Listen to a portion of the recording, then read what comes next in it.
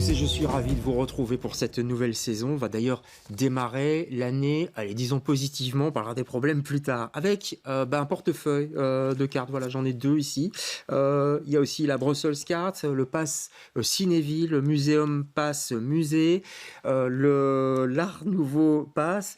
Je m'y perds et j'en passe pour faire des jeux de mots. Alors depuis la crise sanitaire qui a cloué, c'est vrai, le milieu culturel au sol, eh bien les pouvoirs publics se démènent tout de même pour y ramener un public qu'il avait déserté. Tous les moyens sont bons, prix attractifs, des promotions en tout genre, des packages aussi comme on dit en commercial, des formules d'abonnement, etc. À première vue, les intentions semblent très louables. Mais comment, pour vous, cher public, comment s'y retrouver dans cette jungle et ces offres sont-elles vraiment si intéressantes qu'elles le prétendent? Et puis aussi, quelles sont leurs limites? On va parler de tout ça avec nos invités. Tout d'abord, Thibaut Kirinen. Bonsoir Thibaut. Bonsoir. On est ravi de vous avoir. On s'est déjà vu, Thibaut, pour le Kinographe, notamment à Etterbeek. Ici, vous venez de nous parler du Pass Cinéville. Oui. Et plutôt des bonnes nouvelles. Tout va bien. Le Cinéville qui existe depuis 18 mois et qui rencontre un certain succès. Donc c'est une initiative qui est portée par des salles de cinéma au départ bruxelloises, donc 7 cinémas indépendants et qui maintenant s'agrandit petit à petit aussi en Wallonie. Ouais. Le bébé est devenu un gamin. Voilà. On va dire, ou une gamine. En face de vous, Jeroen Rop. Bonsoir Jeroen. Bonsoir. Ravi de vous avoir aussi. On s'est déjà croisés aussi pour Visite Brussels. C'est vous qui êtes le porte-parole de Visite Brussels. Ici, vous venez nous parler de Last Ticket Minute. Okay. Last Minute Ticket. D'accord. C'est un service de Visite Brussels, en effet. Et donc, c'est un service qui est très intéressant parce que tous les jours, on a une offre très intéressante des tickets last minute. En allant sur votre site. Pour aller au cinéma ou au théâtre ou aller voir un concert le jour même. On va développer tout ça avec vous dans cette émission, bien entendu. Alors, j'ai également Erika Tierks. J'espère que je prononce bien Erika. Oui, ça va. Oui, ça va. Là, je ne me suis pas planté. Vous représentez le Muséum Pass Musée, mais souvent vous dites le Pass Musée. Oui, en français, on dit Pass Musée. Oui. Et le Pass Musée existe maintenant 5 ans. Et on est en pleine croissance. Donc, l'année 23, on a donc fini avec 179 000 passes vendues. Wow. Je vois vos voisins qui acquiescent. Et donc, on est très contents. On est en train de passer d'un start-up dans un petit grow-up, peut-être. Allez. Ouais. Est-ce qu'il y a un grow-up aussi du côté de chez vous, Mathilde Oxner? J'espère que je prononce bien également. Vous, c'est le Brussels Museum. Et vous avez un petit chouchou, c'est le Art Nouveau Pass, c'est ça? Oui, donc c'est un peu le dernier né de nos passes, mais le grand pass qu'on a mais depuis plus de 15 ans, c'est la Brussels Card, qui est le City Pass touristique de Bruxelles. Et donc effectivement, depuis 3 ans maintenant, on a lancé le Art Nouveau Pass. Et cette année, vu que c'était l'Art Nouveau... l'année de l'Art Nouveau à Bruxelles, évidemment, il s'est extrêmement bien vendu. On verra si ça s'essouffle ou pas. J'espère que non, tout de même. Non. Toujours voir le noir dans le verre à moitié vide. Et puis Gabriel Allouin est avec nous. Bonsoir Gabriel. Bonsoir. On se connaît aussi un petit peu, ferme du Biérot, etc. Et là, vous venez nous présenter nomade.be. Donc vous, j'ai pas de carte, j'ai cherché, on est dans le virtuel pur. Non, oui, on est très virtuel. Ouais. Et donc, c'est quoi? C'est un site de vente en ligne pour le théâtre, de pièces pour, de places pour le théâtre? C'est un abonnement nomade, en fait. C'est-à-dire on garde l'idée de l'abonnement que pas mal de théâtres pratiquent, mais l'idée, c'est de s'abonner à plein de salles en même temps, et donc d'aller voir un spectacle à droite, à gauche, au-dessus, en dessous, etc. Donc de profiter un peu de cette offre culturelle qui est assez foisonnante à Bruxelles et ailleurs. Alors, passe, on a l'impression d'être dans un match de rugby. Est-ce qu'il n'y a pas trop de passes finalement? Trop de passes ne tue pas le pass, Erika? Je pense qu'on est tous complémentaires. Par exemple, le City Pass Brussels Museum, c'est plutôt pour les touristes. Nous, c'est pour les gens en Belgique qui veulent aller voir les musées en Flandre, Bruxelles et Wallonie. Puis le cinéma ici à côté, les spectacles. Donc, c'est complémentaire. D'accord. Mais ça veut dire, je suis belge, par exemple, je veux aller au musée et j'ai envie d'un pass, une espèce d'abonnement. Je vais plutôt chez vous ou je vais plutôt chez vous? Je vais pas chez vous, alors, du coup. Mais... non, mais en fait, partout. Vous pouvez aller partout dans le sens où chacun voit un petit peu selon ses intérêts et où il habite, etc. Si on est bruxellois, Je pense que et qu'on aime l'Art Nouveau, alors on va aller au Art Nouveau Pass. D'accord, mais prenons la carte, la Brussels Card par exemple. La Brussels Card, ça s'adresse vraiment à la cible touristique. C'est pour les city trippers. Il y a plusieurs versions, 24 heures, 48 heures, 72 heures. C'est lié avec les transports publics, les bus touristiques. Donc c'est vraiment focus touriste. Je vois Jeroen qui acquiesce. Vous êtes porte-parole de Visite Bruxelles. C'est vraiment ça. Oui, nous on fait aussi la promotion de la Brussels Card et de l'Art Nouveau Pass. Et nous, avec lastminuteticket.brussels, on s'adresse vraiment à un public très très large. Ça c'est pour élargir les publics. On va en parler justement parce que je crois que c'est le but un peu de tout le monde ici, d'élargir ces fameux publics. Vous arrivez tout de même avec des bons chiffres. J'ai dit qu'on avait des bonnes nouvelles en début d'année pour 2023. Preuve peut-être que finalement ça marche et que les gens ont besoin de ça. Peut-être que ça les rassure. Erika, vous m'avez dit que vous avez vendu 179 808 passes, c'est bien ça, musée, contre 126 008 en 2022. Ça fait 53 000 en plus. C'est dingue ça quand même, 53 000 en un an. Qu'est-ce qui s'est passé ? En fait, on est en pleine croissance après les années Covid et c'est ça qu'on a donc espéré dès le début. C'était prévu dans notre plan business, mais puis on a eu le Covid. Ça veut dire que les musées aussi, eux, font des efforts pour attirer plus le public, vous croyez ? Oui, déjà les musées, mais nous aussi, on fait tout ce qu'on peut. On ouvre tous les registres pour faire la promotion pour tout le secteur muséal dans sa totalité, en fait. Et ce que nous, on veut, c'est vraiment attirer les gens à aller vers les musées, donc les stimuler à aller visiter. Et ça, on a fait aussi parce qu'ils ont ensemble porté environ... plus que 900 000 visites cette année-ci. Oui, c'est énorme. Donc, c'est énorme. Mais donc, les gens ont le goût maintenant pour aller visiter les musées. C'est chouette. C'est vrai que peut-être si on va voir un musée, on voudra voir un autre musée et puis revenir dans celui-là. C'est ça l'idée, en fait, avec le musée Pass qui est différent. Par exemple, un Pass City Card qui est limité dans le temps. Un Pass musée, c'est tout un an, mais c'est à titre individuel pour une personne. Et donc, pour 59 euros par an, vous pouvez aller visiter plus que 240 musées dans toute la Belgique. Soyons concrets, ça coûte 59 euros, adultes, enfants, pareil ? Oui, donc là, on n'a pas des prix pour les familles ? Sauf, pas encore, non, pas encore. C'est dommage ça. C'est dommage, mais par exemple, aux Pays-Bas, on a aussi le Museum Card. Ils ont commencé avec un Kids Pass qu'après 11 ans. Donc, on y travaille, on y pense, mais pas à pas, on ne peut pas faire tout en même temps. Ça serait bien d'y penser pour les familles qui nous écoutent. Donc, 59 euros. Et avec ça, je peux rentrer dans tous les musées de Belgique, y compris en Flandre. Donc, ils participent en fait en Flandre, Bruxelles et Wallonie. Ceux qui refusent, c'est pourquoi ? C'est pour quelle raison ? Il faudrait peut-être demander à eux. Donc, moi, j'ai certaines idées là-dessus, mais on est en train de travailler derrière les écrans pour quand même, on espère, de les convaincre. D'accord. Très bon chiffre aussi pour le cinéma. Oui. Ça fait plaisir, ça tout de même, parce que c'était pas évident à la base. Hein. Ça vient aussi des Pays-Bas, on parlait des Pays-Bas. Oui, c'est une initiative qui existe depuis presque 15 ans aux Pays-Bas. Ouais. Et là aussi, ça a pris des proportions. Ils ont atteint leur record d'abonnés, 80 000 personnes, ce qui représente là-bas 1 700 000 entrées sur une année. Ouais. Donc nous, on en est encore loin, parce qu'on est dans notre première véritable année sur 2023, mais on a déjà doublé aussi entre janvier et décembre le nombre d'abonnés. On est plus ou moins à 7 000 en ce moment. 7 000, ça c'est pas mal. Pour que les gens comprennent bien, vous avez commencé... J'allais dire tout petit, c'était 4 cinémas bruxellois, cinémas plutôt d'art et d'essai, qui se sont dit on va se mettre ensemble pour être plus fort, parce qu'il y a quand même l'UGC, Kinépolis, et puis les plateformes. Ouais, c'est vraiment... et puis aussi, on avait vraiment remarqué, il y a eu ce phénomène, c'était sur cette menace de 3e confinement et de fermeture du secteur culturel, où certaines salles de cinéma, donc les salles à essai, ont résisté, et se sont dit, non, en fait, il n'y a pas de raison objective pour fermer cette fois-ci. Et le public nous a vraiment suivis. Et c'est là aussi qu'on a vraiment senti un lien... fort entre le public et les salles. Je me souviens, il y avait des rebelles au début, à ce moment-là, notamment du côté des galeries, je crois. Ouais, par exemple. Et donc aussi, il y avait une demande, parce que c'est dans les mœurs, c'est pas pour rien qu'on soit plusieurs autour de la table, et ça vient vraiment... Il y a des personnes qui rêvaient de ça qui nous disent depuis une dizaine d'années. Et maintenant, à Bruxelles, c'est vrai que ça donne accès à 7 salles qui sont aussi très différentes dans leur offre, entre la Cinémathèque, le Palace, le Nova. Le Covid, cette fameuse crise sanitaire, ça vous a fait du mal, ça ?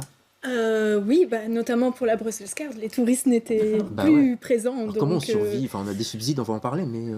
Oui, on a eu beaucoup d'aide, notamment de la région bruxelloise, qui a vraiment aidé les structures culturelles. Donc voilà, nous on a aussi été aidés très très fort parce que la Brussels Card c'est un financement très important pour Brussels Museums, il faut quand même le dire. Après voilà, maintenant on a vraiment l'impression, je pense depuis 2023, ça y est, on est sorti du Covid. Attention, parlez pas trop vite quand même. Non, mais le public est de retour, disons, le public est vraiment de retour. Ouais. Et ce qu'on constate dans les musées, c'est peut-être dans les autres secteurs aussi culturels, pendant le Covid, en fait, le public belge a renoué avec les musées. Les musées ont eu la chance de rester ouverts. Enfin, au premier confinement, ils ont un peu fermé, mais ensuite, ils ont très vite rouvert. Ce qui fait que les Belges sont revenus, mais ils continuent à venir. Et donc maintenant, on a à nouveau les touristes plus les Belges. C'est vrai. Ce qui n'est pas le cas des théâtres. Là, vous avez ramé quand même avec Nomade à ce moment-là, non ? C'est passé quasi à zéro pendant l'année Covid. Ouais. Et donc il faut encore reconquérir ce public. Ouais. Parce que des alternatives se sont fait jour, évidemment. Ouais. En même temps, comme vous êtes complètement sur Internet, on sait aussi que le Covid a amené plus les gens vers leur ordinateur. Donc, quelque part, allez, c'est un bien pour un mal, vous voyez ce que je veux dire ? Oui, bien sûr, mais les habitudes ont évolué, donc il a fallu faire le gros dos, en tout cas, parce qu'il y a des structures aussi qui ont souffert tellement qu'elles n'ont pas pu se relever. Donc ici, nous, on a la chance d'avoir pu tenir le coup. On a aussi été un peu aidés, ce qui est quand même bien précieux. Mais voilà, les habitudes des consommateurs en matière de consommation de culture ont quand même évolué.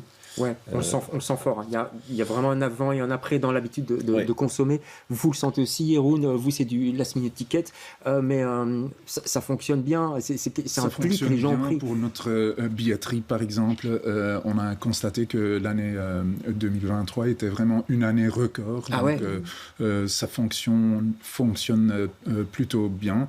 Pour last minute tickets, on va vers les 40 000 abonnés à notre newsletter qui sort tous les mardis et qui donne quand même un aperçu intéressant de la semaine. Et donc voilà, Ça fonctionne bien aussi peut-être parce que la vie coûte plus cher, le coût de la vie a augmenté, donc parce qu'il y a un aspect social chez vous aussi. Donc, on peut se réjouir que ça fonctionne bien, mais on peut se dire, oulala, c'est parce que aussi les gens mettent moins d'argent pour la culture. Quoi. C'est ça vraiment le but de tout ce qu'on fait, c'est vraiment de rendre la culture accessible à un public large. Ouais. C'est ça. Vous sentez là une augmentation Je crois que oui. C'était Arsène 50 avant, hein. Arsène 50, oui. 50. Mais vous avez changé de nom, c'est ça ? Oui, Last Minute Tickets, c'est beaucoup plus clair. Je crois que le nom dit... Oui, dit bien ce qu'il veut dire. Ouais. Voilà. Et, Arsène, c'était mignon. Et Arsène était peut-être un peu trop limitatif parce qu'on ne s'occupe pas uniquement des arts de la scène, évidemment. D'accord. Je viens de comprendre. Arsène, d'accord. Parce que justement, ça fait quand même un pack. Tout le monde avait compris ici ou c'est juste le bêta de service pas très intuitif. Non. D'accord. Arsène 50. C'était pas mal comme nom finalement. Le cinéma. Alors, Cinéville. Alors, moi, on m'a fait une remarque parce que j'avais mis sur Internet le Cinéville Pass, mais non, c'est Cinéville, on dit quoi. Oui, c'est le site internet qui est cinévillepass.be. Voilà, c'est ça. Public aussi, parce que là les prix sont pas spécialement dégressifs, c'est quand même allez, pour les plus de 26 ans on est à c'est 21 € par mois et voilà, pour une durée, il faut s'engager pour 4 mois, puis après c'est voilà. Et on peut aller tous les jours, une fois qu'on a la carte, on peut aller tout le temps. Il y a toutes sortes d'abonnés, il y a des personnes qui vont une fois ou deux par mois et d'autres qui l'utilisent de manière beaucoup plus soutenue. Et en fait tout voilà, il y a un lissage qui se fait de toute manière entre les utilisateurs de la carte qui fait que le modèle tient la route très bien. On est là sur les mois de novembre-décembre, on était autour des 15 000 visites mensuelles. Donc ça veut dire que pour les salles de cinéma, membres, on représente environ déjà en à peine 18 mois entre 15 et 20% de part de marché. Ah ouais. Et on sait un public très curieux parce que comme ils ont ce pass, il n'y a pas la prise de risque financière sur le fait d'aller voir un film. Je vois Erika Kiaké, c'est un peu pareil pour les musées, j'imagine. Oui, c'est la même chose. Les gens peuvent être plus aventurieux une fois aller découvrir quelque chose. C'est ça le but aussi. Hein. Donc, je crois qu'effectivement, c'est ça le grand atout de ce genre d'initiative, qu'on arrive à inspirer les gens.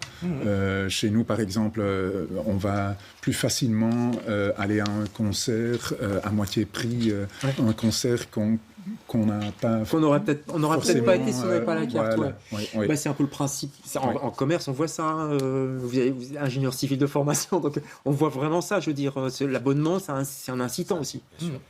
Oui, c'est pour ça que beaucoup de commerçants font des cartes de fidélité, etc. C'est parce qu'effectivement, une fois qu'on a un lien avec un... C'est pour ça qu'ils nous embêtent dès qu'on achète quelque chose. Vous avez votre carte de fidélité? Oui, Mathilde, vous vouliez intervenir? Oui, je voulais revenir par rapport à cet aspect communauté, en fait. Parce que, par exemple, nous, on le voit très fort sur le pass Art Nouveau, qui est a priori un pass un peu niche. Quand même. Mais on a vu cette année notamment avec les spotlights aussi sur l'année Art Nouveau, etc. Mais en fait, il y a énormément de gens qui n'avaient aucune idée des trésors Art Nouveau qui existent à Bruxelles et qui ont vraiment passé des super moments et qui maintenant sont des fans d'Art Nouveau, qui ont vraiment découvert un style et plein de choses et ils en parlent autour d'eux. Enfin, donc voilà, il y a vraiment quelque chose de l'ordre de la communauté. 30 € pour 2 musées ou expositions, c'est pas un petit peu cher ça quand même? Alors c'est 20 € ou 30 € avec Solvay, parce que donc l'hôtel 30 Solvay... 30 € on ajoute l'hôtel Solvay, c'est ça. Voilà, l'hôtel Solvay est un peu plus cher de base. Donc voilà, sinon c'est 20 € pour 3 lieux. Quand on voit que la moyenne du ticket d'entrée pour des lieux Art Nouveau, c'est 12-13 €, c'est franchement intéressant en fait. Vous avez j'imagine que vous êtes arrangé avec les musées aussi. Chez vous aussi, ça se négocie tout ça, non? Oui, en fait, quand pour vous faites chaque des réductions, visite qu'un détenteur de passe effectue, nous, on paye 50% sur le tarif plein. D'accord. Donc, une fois que quelqu'un revient, et ils font souvent des visites répétées, alors c'est déjà gagné. D'accord. Les théâtres, ils prennent... Enfin, vous prenez un pourcentage aussi, j'imagine, sur... Faut vivre quand même sur les places. C'est un peu différent, c'est-à-dire qu'on négocie un prix d'achat des places, et puis on a une marge sur le prix de vente pour le service rendu. D'accord. Mais vous achetez quoi, un package de places On réserve des quotas, un peu comme ce que je donnais comme exemple, les charters. On réserve des places, comme si c'était des places dans un avion.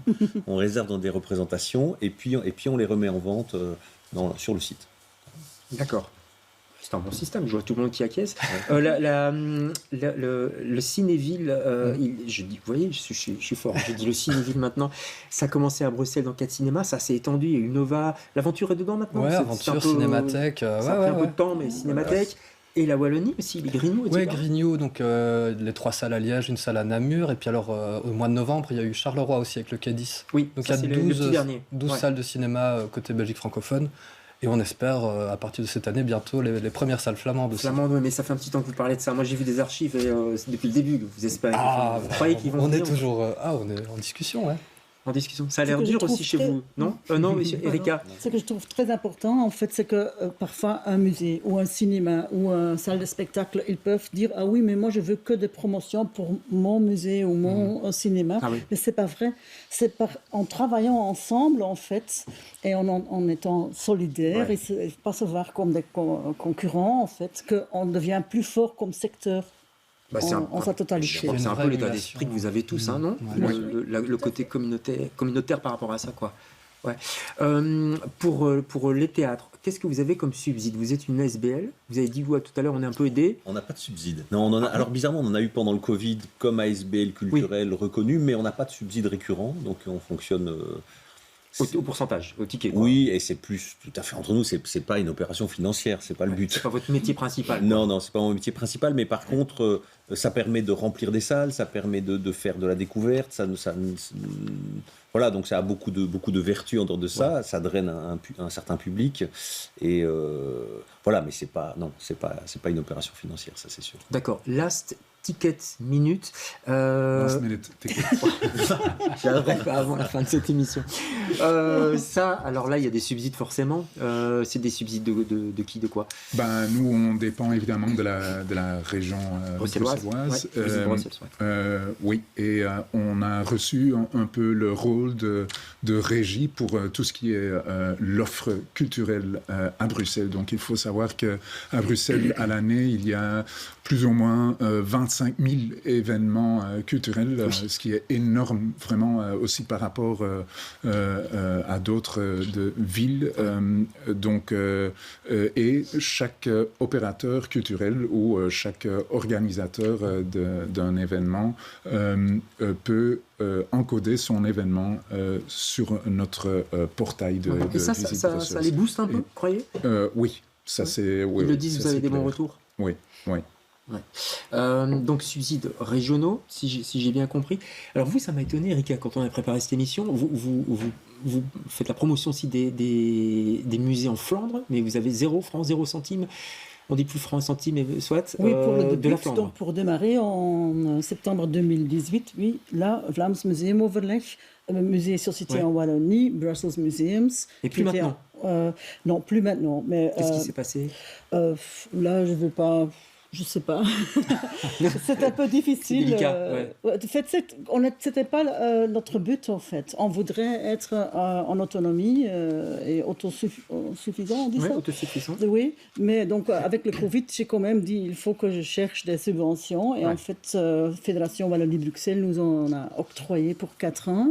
Mais l'idée, c'est de travailler sur certains chantiers, notamment chercher si on peut faire quelque chose pour les familles, les enfants, mais c'est quelque chose qu'on essaye de faire pas à pas.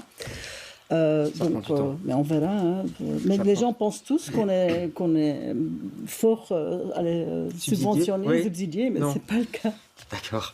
La Flandre, elle n'est pas loin de chez vous. Votre lieu, c'est Louvain-la-Neuve. On fait quelques kilomètres. On est du côté de Leuven. Vous ne vendez pas de tickets pour les spectacles en Flandre? Non, alors les marchés sont quand même assez disjoints. Enfin, les réalités de vie culturelle en théâtre, forcément la langue a une importance, même si on ne fait pas que du théâtre. Il y a évidemment une dominante théâtrale. On avait ouvert il y a quelques années une déclinaison sur quelques spectacles en Flandre. Mais c'est vrai que ça voudrait dire lancer un deuxième train de communication sur un public qu'on ne maîtrise pas. C'est vrai qu'on maîtrise, nous, plus moi, je maîtrise mieux le public francophone et les habitudes culturelles des francophones. Donc voilà, il faut juste connaître ses limites. On avait envisagé à un moment de faire une déclinaison en France, à Paris, mais là aussi, les habitudes culturelles sont très différentes entre le théâtre privé et le théâtre public. Ouais, c'est compliqué. Et puis il y a une autre concurrence, là, j'imagine aussi. Je voulais juste revenir, pardon, si je peux me permettre, David, sur une chose que vous disiez tout à l'heure, Jeroen. C'est vrai que j'avais souvent communiqué sur ce projet Nomade.be en disant que Bruxelles était une des villes avec la plus forte densité de théâtre par tête d'habitants. Et je crois que c'est valable pour l'ensemble des activités culturelles. En fait, effectivement, on ne s'en rend pas toujours compte de la richesse, du nombre de salles de concert, nombre de salles de spectacle, etc. J'ai l'impression que les autres en ont plus, sauf que c'est des villes qui sont 2 fois et demi, 3 fois et demi, 4 fois, 5 fois. Si vous prenez Londres, vous êtes sur une ville qui est quoi, 10 fois plus grande que Bruxelles. Et donc, forcément, on a l'impression qu'ils ont beaucoup plus de lieux, mais en fait, proportionnellement, ce n'est pas le cas. Ouais, c'est vrai, il faut remettre ça dans les proportions de Bruxelles. Il y a beaucoup de cinéma aussi. Est-ce que ils sont satisfaits? Est-ce qu'ils sont contents, les exploitants avec lesquels vous travaillez depuis Cinéville, j'imagine? Oui, très très contents. Vous avez des bons retours? Oui, bien sûr. Il y a aussi la question du rajeunissement du public, parce qu'on a parfois cette image un peu poussiéreuse des cinémas indépendants ou des salles à essai. Et en fait, nous, on observe avec Cinéville que la grande majorité de nos abonnés ont entre 20 et 35 ans. Et l'âge médian est de 31 ans. Donc, c'est vraiment la cible rêvée, en fait, pour toutes ces salles. Bien sûr. Et c'est dû à quoi, à votre avis? Je pense que la formule séduit. Et alors, ils se rendent compte aussi, parce qu'on fait tout un travail d'éditorialisation de l'offre de films et des événements, dont certains qu'on accompagne aussi, qu'on impulse. Et en fait, il y a une diversité vraiment immense. Oui, l'accompagnement, c'est important. C'est pas juste un pass comme ça qu'on vend. Mathilde, vous voulez intervenir? On le remarque aussi chez Brussels Museums au niveau... moins au niveau des passes qu'au niveau plutôt des événements qu'on organise, comme les Nocturnes ou la Museum Night Fever, où le public est a vraiment rajeuni. Et donc, nous, on constate aussi que les 20-35 ans sont des très, très gros consommateurs de culture. Et donc, c'est super. C'est génial. Et je pense que ce type de passe et d'offres, avec assorti d'idées, d'éditorial, de petits articles, de conseils et de campagnes comme ça sur les réseaux sociaux. Bien sûr. Chez Nomade aussi d'ailleurs, il y a un petit... on peut imprimer, Pas aussi jeune, c'est-à-dire qu'on les prend plutôt après 30 ans, nous, 30-35 ans, mais ce qui est plus jeune que la moyenne des spectateurs de théâtre en général. Donc on a cet effet... jeune, après 35 ans, on est jeune, non? Oui, bien sûr. Moins jeune qu'à 25 et plus jeune qu'à 50. N'en parlez pas. Il nous reste 1 minute, donc c'est un record. Il va falloir me donner un petit coup de cœur, l'envie d'aller au théâtre, l'envie d'aller dans les musées, l'envie d'aller au cinéma. Qui se lance? Jeroen. Moi, j'étais au cinéma, j'ai été voir Past Lives, magnifique. Ah ouais. Je l'ai pas encore vu, mais à mon avis, votre voisin l'a vu. Le dernier Sofia Coppola, Priscilla, et il y a des rétros Sofia Coppola au Palace et à Ciné-Flaget. D'accord. Mathilde. Alors moi, c'est pour plus tard, mais j'attends avec impatience l'expo Ensor. Évidemment, on l'attend tous. Erika? À Wills, on a donc l'expo de Francis Alice. Et en fait, c'est en train de devenir un star international. C'est magnifique. Et très vite. Girls and Boys, donc c'est un des spectacles de la sélection nomade de cette année. Magnifique spectacle. Et on salue France Bastoun d'ailleurs, qui est remarquable. Merci à tous les 5. Et puis, belle année culturelle, belle année à vous aussi. Et on se retrouve jeudi prochain pour un autre Monde des Arts. Bonsoir. Merci.